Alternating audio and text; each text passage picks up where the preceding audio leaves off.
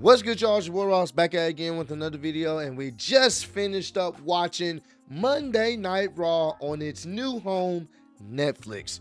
I'm not gonna lie to you, I enjoyed this show a lot. They had built this up essentially to be somewhat like a PLE of sorts. They really had the aesthetics down, how they had the camera shots going throughout the show with the drone shots. It was a packed house, it was a lively crowd in LA, and this was just overall a great viewing experience. It felt different. You know how Monday Night Raws in the past, where there'll be like the season premiere or whatever the case, and it didn't really change that much in the appearance. Well, tonight they pulled out all the stops for Netflix, and this was really enjoyable. And honestly, I'm looking forward to seeing how things are gonna play out with Netflix going forward, for the presentation of Monday Night Raw in different arenas in cities, man. So we got to talk about how the show started off. The show started off with the ring covered by the sheet, and the sheet had a projector of some of the greatest wrestling moments and wrestling champions of the past, and it was a cool visual. And when the sheet came down, that's where you saw Triple H in the ring, and the ring had a black mat. SmackDown has a blue one. I don't know if they're gonna go with that, but this one had a black mat, and it had different advertisers on there. We've seen them do, having Prime as one of the advertisers, but for tonight they had Fortnite, Netflix, all other advertisers on there. So I know for some people they're not a big fan of that, but hey, WWE's making so much money now that I kind of get it. They're getting more into what boxing does, having advertisers in the ring, or UFC, and especially since they're partnered with UFC, it makes sense that they're going to do that as well. So that's just going to be something that we see going forward, especially on Netflix for sure. So Triple H hyping up the show, getting everybody ready for the Are You Ready, and getting everybody amped up. And after Triple H leaves the ring, you hear The Rock's music. Crowd popped big, and he didn't have his final boss persona. If anything, he was acting more like The Rock we've seen in the past. He wasn't acting like the heel final boss that we've seen last year. Or, at Bad Blood, he seemed more like he was still in his heel persona and last year as a whole, but this time, no, he seemed like a babyface. He was moving like a babyface. He was giving the crowd high fives. Of course, his aura is over 9,000. The entrance looked dope. Came out there, and he had the People's Championship that was gifted to him. He had it on his shoulder. He came out there, walked around the ring, crowd giving him a big ovation, giving him big love. And then he ended up giving the championship to his daughters that was sitting ringside with his mother. And that was a pretty good, wholesome moment, which, once again, he wasn't healing it up. You're not going to be a heel and give something endearing to your children while your mother is in the front row. So he gets in the ring, goosebumps, of course, crowd chanting Rocky, and he basically gives pretty much a shout out to all the people that's involved. We're talking the big money players that are involved with this whole Netflix deal, him being part of the board of directors. Of course, he's going to give out the shout outs to the big players, the big money players that was there. And this seemed like a pretty tame promo segment. He gave a shout out to Cody. He said, the guy that I've shed blood with and, caused to shed blood, I want to give a special shout out to Cody for carrying the company on his back, which he's been doing. And that was very interesting. And, Cody was in the front row, and he was like, give a shout out or a hello to Mama Rose, which was very interesting. Like, this doesn't seem like the same guy that just beat this man outside of his tour bus last year. So obviously, I don't think he was healing it up or even being in character. It seemed more or less of him just showing love to the important pieces. Like, it wasn't him in his final boss character at all. Hell, he even showed Roman Reigns some love. He was like, shout out to Roman Reigns, the OTC, the original tribal chief who earned that Ula Fala, and now is trying to get it back. Like, he was showing Roman love. So this was very peculiar. Very peculiar. Was not expecting that from him. But once again, I kind of get why he probably went that route. Because this is Netflix. They weren't trying to, I guess you could say, build storylines. This was more so like a momentous occasion. And that's really what it was. Maybe going forward, we'll might start getting more of his heel persona again.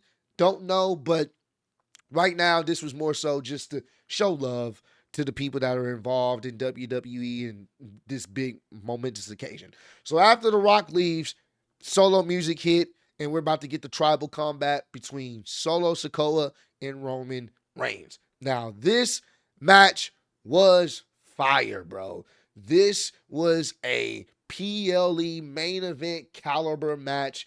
You could have put this damn near, if you really wanted to, on WrestleMania. This was such a really good match in my opinion. I know some people are like, oh, I don't think it's a WrestleMania worthy match. I can understand that, but how the match played out, it definitely gave me a WrestleMania vibe with the twists and turns and the shenanigans that was involved here. This was so damn fun, man. So fun. I tried to take as many notes as I could. As y'all can tell, my voice is shot to hell after this first match. I damn near lost my voice, but this was intense, and I enjoyed every bit of it.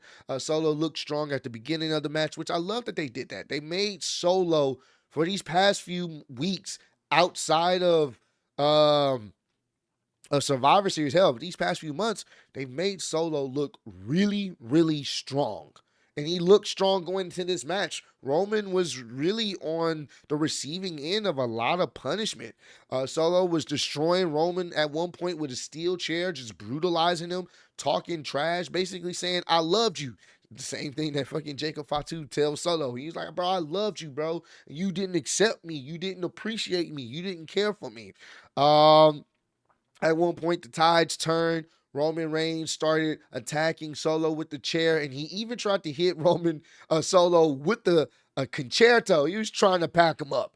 And all while this is happening, anytime Roman's getting destroyed by Solo, Paul Heyman is selling it with the Ula Fala, with the facial expressions. A lot of times when Solo was getting some good offense, you would see him talk to Paul Heyman. See, this is what I had to do to him. This is your guy, talking trash, kind of like what Roman was doing for, during his time as, the heel tribal chief.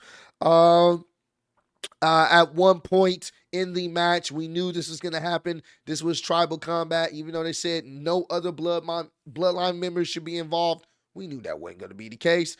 And obviously, the bloodline got involved, and they started packing up Roman. Jacob Fatu started packing up Roman with his impressive offensive assault. It was a pinning combination that brought Tama Tonga out there. He pulled out the ref. And after all the damage that Roman took, even with the Samoan spike, after everything that they did to him, he kicked out at 2. The referee not the referee, they couldn't believe it. Now, Jacob's ready to pack up the ref. It was a 2 count. Solo stops him and ends up attacking the ref anyway. So now Roman is in dire straits, and all of a sudden, that's when Jimmy and Sammy come out there to even up the odds to pretty much, to get Jacob and Tama Tonga off of him. They surround Solo in the ring. They end up hitting Solo. Jimmy ends up hitting Solo with the super kick, and Sammy ends up hitting Solo with the haluva kick in the corner. Then Roman ends up hitting the spear. They try to get a referee to come out there, and finally the referee runs out there for the 1, the 2, boom, kick out. Solo kicks out of everything that happened to him. So then Jimmy and Sammy jump over the top rope, and then they, land on Jacob and Tama Tonga, and they fight off into the back. So now you're thinking, all right, maybe it's going to be even now. But no, out of nowhere, KO comes out of nowhere. Kevin Owens comes out of nowhere and gives Roman Reigns a stunner. He gives him a stunner. He was talking trash. His hate for Roman Reigns is so much that he didn't even stop Solo. He didn't care that he's helping Solo. He hates Roman that much.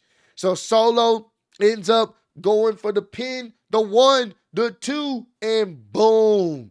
He kicked out at like 2.99.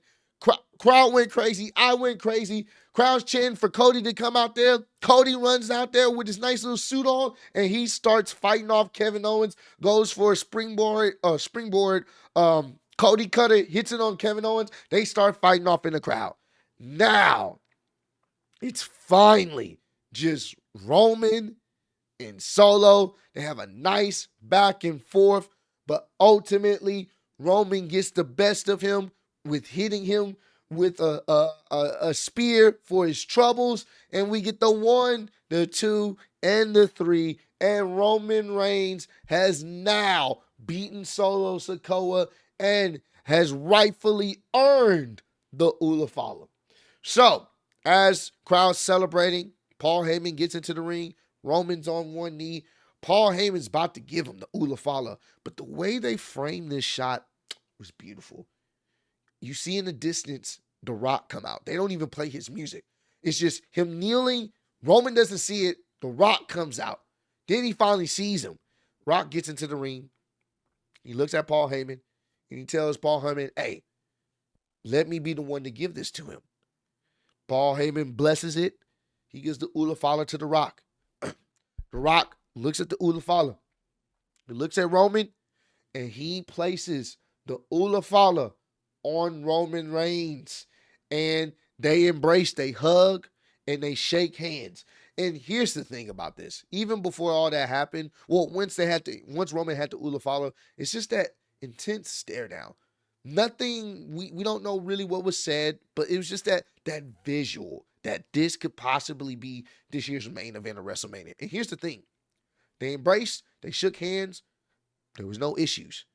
Now, I don't know if that's going to be the case. There may be a situation where maybe, just maybe, The Rock gets the urge to want to be the owner of the Ula Fala himself. So I don't know. We'll see. We still have plenty of time to cook that. We don't have to rush it. But either way, it was a great visual, great way to start off the show. That was fun. Fantastic match. Now, at this point, we was having some technical difficulties with the stream. So at this point, the stream started messing up and it froze, it crashed. We had to try to get it back up. But we did watch John Cena return. Nice to see John Cena. It's very sad. Unfortunately, this is going to be his last run in WWE. But it was still always cool to see John. And John came out there. And I love what John did basically with this promo. This promo, he was essentially hyping up what people have been talking about online. John Cena chasing that 17th world title reign. And he's talking about the idea of that and people wanting that to happen for him. And John said, hey, I'm going to be honest with you guys. I don't think it's going to happen. I don't think it's a realistic idea for me to be able to get that. I don't think it's obtainable. But then he started playing it up. He's like, well, I mean, maybe if I enter in the Royal Rumble or maybe the Elimination Chamber, just maybe if I, play the lottery right, you never know if you win if you don't try. Just maybe I could possibly do that. And he started hyping up the crowd. I love how he did this. He did this in a way where it made it seem like he wasn't going to try to go for the 17th world title, but then he was like, you know what? Maybe I should do this. And the crowd's eating it up. I love how he framed up this promo to basically say, hey, man, you know what? I'm going to go ahead and enter in the Royal Rumble and win the Royal Rumble to main event WrestleMania one more time.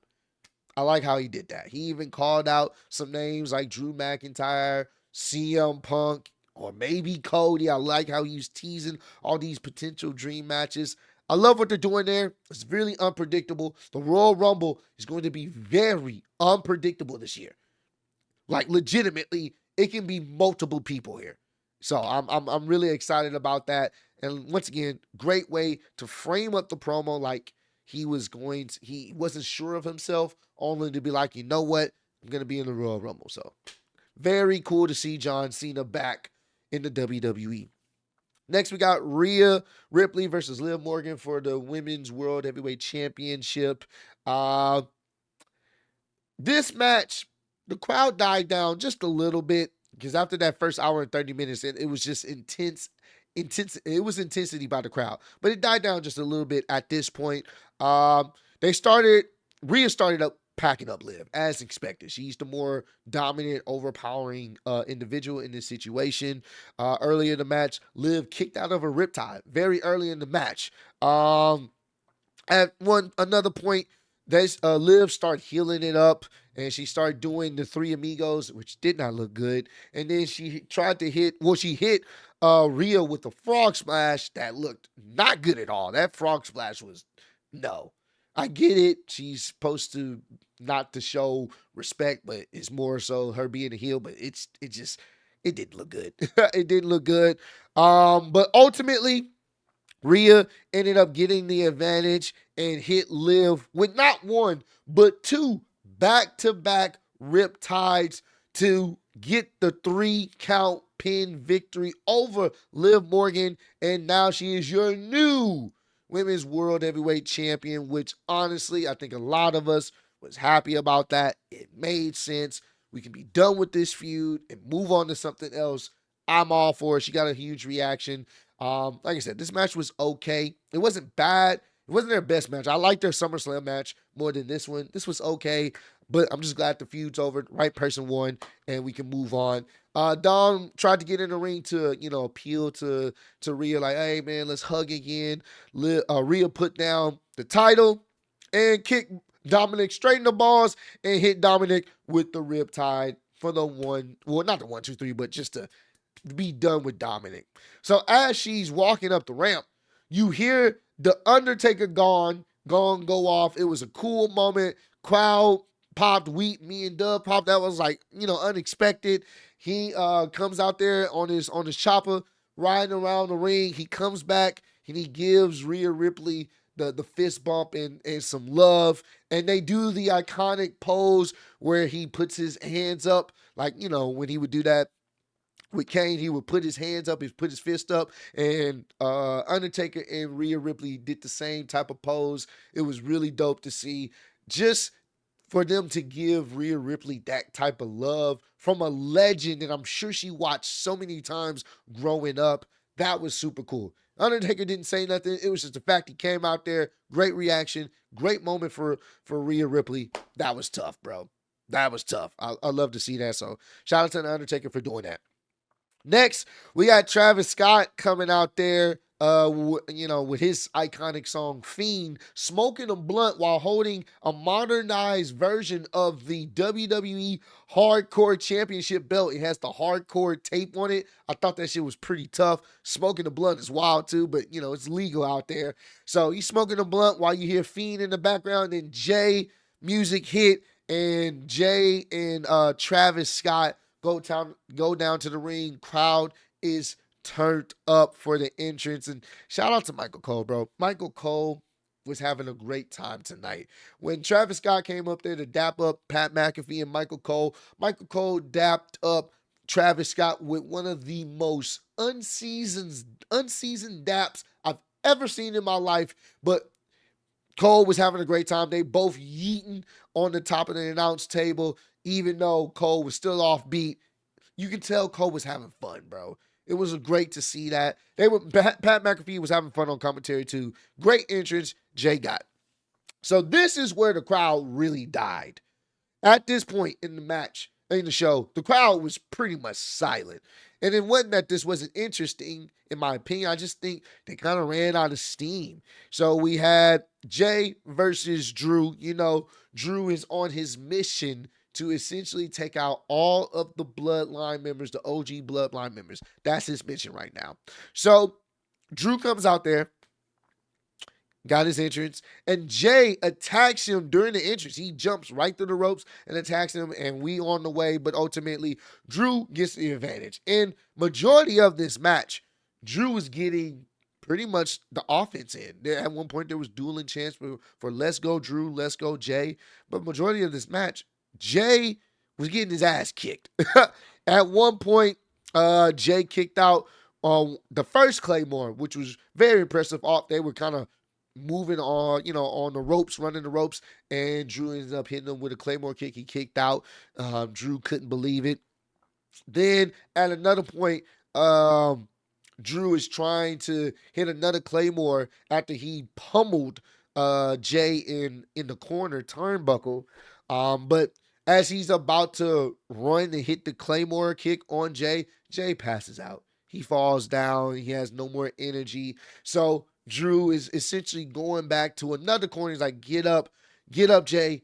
I'm gonna end it real quick for you. I just need you to get up. And as Jey is trying to stumble to get back up, Drew runs for the Claymore kick, only to get countered into a roll-up for the 1, 2, 3. And Jey sneaks a win on Drew McIntyre. This is the first time that Jey has ever beaten Drew, and Drew can't comprehend it. He can't believe it. He lost to Jey. Obviously, Drew is not going to learn from that, and there's going to be some more crash outs for Jey coming forward. I'm willing to bet, but I will say this, though. This was a surprising win. Definitely popped the crowd. I did not expect that, but ultimately, it was an okay match, but the crowd did not care for the most part until the ending. So we'll see at some point when Drew will come back and get some type of revenge or attack Jey at some point. Next, you see Roman and Paul Heyman walking in the back. It seemed like a pre-tape segment. And Paul is basically like, hey, so when you want to, announce you being the tribal chief again, when do you want to make that announcement? We can book it in, my tribal chief. And Roman said, next time he wants to make that announcement is on January 27th. So Roman will probably be taking a break these couple of weeks, and he'll come back on January 27th. I believe that's the go-home show for the Royal Rumble. And if I check my calendar right now, yeah, that's the go-home show for the Royal Rumble. So that's when he will make his return. Can't wait to see that. And they both walked into this room, and as the door closed, it said 2K25. So obviously, maybe Roman Reigns will be on the cover of 2K25 or one of the covers. We will see. Now, this is part of the show that I didn't feel like needed to be on the show. It was quite annoying to even have to sit here and listen to this old buffoon, this old man that won't let his yesteryears go. But y'all already know what I'm talking about. Hulk Hogan, music hit. Hulk Hogan comes out there, and he was yapping away. I didn't care. But the best thing about this, the greatest thing about this, is the LA crowd let Hulk Hogan know, we don't give a damn about you. And they were booing this man the entire time. 17,000 people booing the hell out of Hulk Hogan. That was great. Y'all did me proud, LA. That was the best part of that whole segment, is hearing the crowd boo this man no matter what he was talking about. I didn't even care what he was talking about. And then he ripped off the shirt. Brother, Raw, WWE on Netflix. Get out of here, old man. Go away, bro. We respect what you did for the business. Cool. All right, let's go. Move on. I don't care. No one cared. They were booing this guy. Like he was the ultimate heel. And I'm all for it. It was great to see Hulk Hogan get booed on the debut episode of Netflix. Keep him off our WWE television. We don't need to see it no more. And finally, the match that a lot of us have been anticipating and waiting for, and that is CM Punk versus Seth Rollins. And man, did this match deliver. This was so good. This was the match that brought the energy back to the arena. They cooked with this match. They started off with stiff shots. They let you know they hate each other. This match started off with so much intensity. They're fighting all over the ringside area. The ref is trying to get things under control, and Seth is like, hey man, just let it happen. Let this shit play out. Don't end this match on no disqualification, because Seth was crashing out. He was trying to put CM Punk through the table, the announce table, which might add, love the new announce table. It looks very strong, made of some Samoan vibranium. Looks very strong and stiff. If anyone's going through that announce table, it's going to take some force. So I love what the new announce table that they had. CM Punk ends up hitting a swinging neck breaker from the top rope after they finally stopped brawling on the outside. They finally got back into the ring. That was a nice spot. Seth hit CM Punk with the GTS early in the match. I thought that was fantastic. And CM Punk rolled out the ring. Seth was talking his trash like, you see, I hit your move on you, and the crowd is singing my song. And the thing is, and I like that story that they're telling here, Seth's hatred for CM Punk was his downfall. Because at any point when he had the advantage, he kept talking shit. He kept being disrespectful. He was relishing talking shit to him, but it ultimately cost him in the end. He wasn't focused like he should have been. And that was the current theme of the story. Seth being able to get those moments of advantages, but he loses focus because of his hatred for CM Punk. So, when Punk got back into the ring, Punk and Seth got back into the ring, Punk ended up hitting a Seth with the curb stomp. Nice little return of his own finishing move. And then Seth ends up hitting another GTS. And then Seth hits a pedigree on CM Punk onto the announce table. So Seth hits the GTS in the ring. They go outside. Then Seth hits a pedigree onto the announce table. But obviously he ends up hurting his knee in the process. Then he gets CM Punk back in the ring. Then hits another pedigree on CM Punk. But once again, hurting his knee, and CM Punk still was able to kick out. Then Seth hits a buckle bomb and another stomp on CM Punk, but CM Punk was too close to the ropes. He was able to put his foot on the ropes. So at this point, Seth got CM Punk on the top rope, and Seth and CM Punk, when they were trading blows, they were not holding back. These were some stiff shots. So CM Punk ends up slapping the piss out of Seth Rollins. You can hear Seth Rollins getting mad. He's raging up. He's going into Super Saiyan Seth. And he goes to the top rope. And he goes for his patented move, hitting the Falcon Arrow. He hits the first part of it. But then CM Punk counters it into a GTS. So CM Punk ends up hitting the GTS. Seth stumbles on the ropes, and he ends up falling right on top of CM Punk again. And CM Punk struggles and hit the second GTS for the 1, the 2, and the 3. And CM Punk wins the match.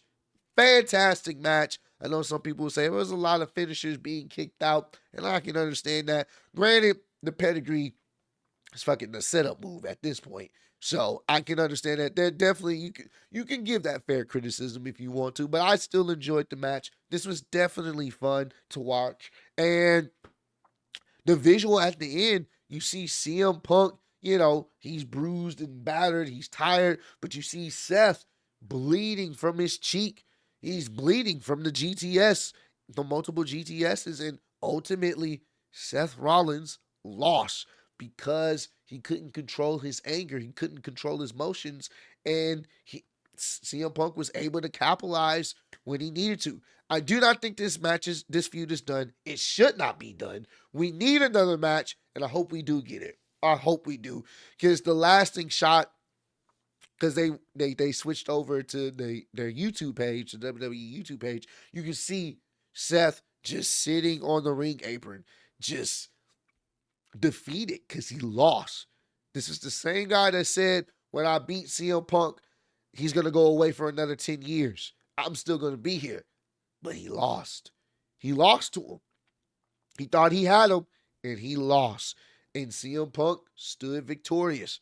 So, after that, this is on the WWE post show. He's getting interviewed, and CM Punk is talking his shit, bro. He's like, hey, man, this is what I do. This is what it's going to be for all the dollars. Y'all pretty much doubted me and said I couldn't do this and do that. So I don't give a damn. This is who I am, and I'm not stopping. He made it very clear. He's trying to win the Royal Rumble. He's trying to win the Elimination Chamber. He even called out some people. He's taking his shot. He called out Gunther. He said, I'm coming for you, Gunther. Hell, I'm coming for you, Cody. It doesn't matter. This is my time. I'm going to main event WrestleMania. This is my time. I'm like, I'm here for it. This was fantastic. Fan-fucking-tastic, man. I enjoyed this show a lot. Even though it had some low moments, I definitely did enjoy what we did see. They started off strong, ended off strong as well. Yes, some could say 4 matches for 3 hours. That's kind of wild. Yes, this is very true, but I do think we're probably going to get more matches for next week lined up, and it's going to be more of a regular format because obviously they had mega stars there tonight, so it was more about the spectacle, and then we did get some good matches in between. So, but hey, comment down below. Let me know, did you guys enjoy this episode of Monday Night Raw, the first Raw of the year and the first Raw on Netflix? Did you guys enjoy this episode, and are you guys excited for the Netflix era of Monday Night Raw? But let me know down below. But I appreciate all the love and support. Road to 150K. Appreciate y'all kicking it with me. See you on the next one. Peace.